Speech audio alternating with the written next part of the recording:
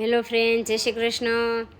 આજે આપણે લગ્ન પ્રસંગમાં બને છે તેવું સ્વાદ સાથે આજે સુરતી તુરિયા પાત્રાનું શાક બનાવશું। તો તેના માટે મેં તુરિયા તાજા અને કૂણા હોય એવા લીધા છે। તો તુરિયાના આ રીતે પીલરથી છાલ કાઢી લઈએ।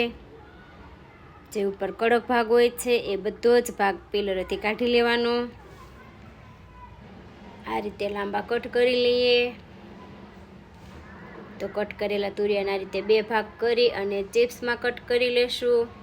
ચિપ્સ એકદમ પતલી પણ નહીં અને જાડી પણ નહીં, મીડિયમ રાખી અને કટ કરી લેવાના। તો તુરિયા કટ થઈ ગયા છે। એક પેનમાં તેલ લઈએ।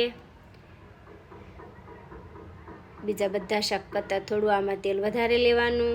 તો તેલ આપણું ગરમ થાય છે તે આપણે આદુ, મરચી અને લસણને ક્રશ કરી લઈએ। તેલ ગરમ થઈ ગયું છે। તમાલપત્ર, લાલ મરચું અને આખું જીરું એડ કર્યા છે। હવે આદુ, મરચી, લસણ એડ કરી દઈએ। હિંગ એડ કરીએ। કટ કરેલા તુરિયા લઈ લઈએ। તો બરાબર મિક્સ કરી લેશું।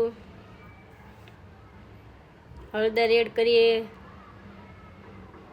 મિક્સ કરી લઈએ। હવે સ્વાદ અનુસાર મીઠું એડ કરીએ। હવે આ શાકને આપણે ખુલ્લું ચડવા દેશું। તો ગેસની ફ્લેમ સ્લો રાખશું અને 5 મિનિટ માટે આપણે આ ખુલ્લું આ શાકને ચડવા દઈએ। તે આપણે ગ્રીન મસાલો તૈયાર કરી લઈએ। તો તેના માટે મેં લીલા ધાણા કટ કર્યા છે, અડધી ચમચી સફેદ તલ, અડધી ચમચી જેટલા સિંગદાણા, અડધી ચમચી વરિયાળી અને અડધી ચમચી આખા ધાણા ક્રશ કરી લેશું।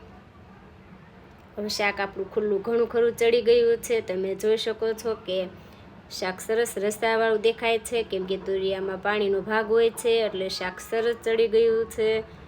તો ક્રશ કરેલો મસાલો એડ કરી અને બરાબર મિક્સ કરી લેશું। ઢાંકી ઉપર પાણી ઉપર મૂકી અને આ શાકને ચડવા દેશું 2 થી 3 મિનિટ માટે।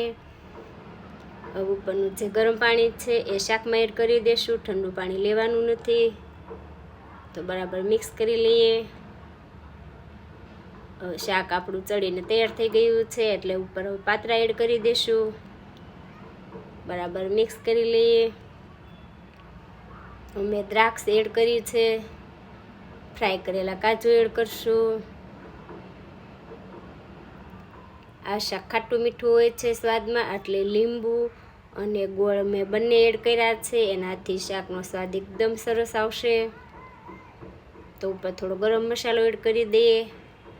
તો શાક આપણું સરસ બનીને તૈયાર છે। આ મસાલા સાથે એકવાર ચોક્કસ આ શાક બનાવજો। ઘરમાં બધાનું જ ફેવરેટ એવું શાક બની જશે અને બધાને ભાવશે તેવું ટેસ્ટી એવું શાક આપણું બની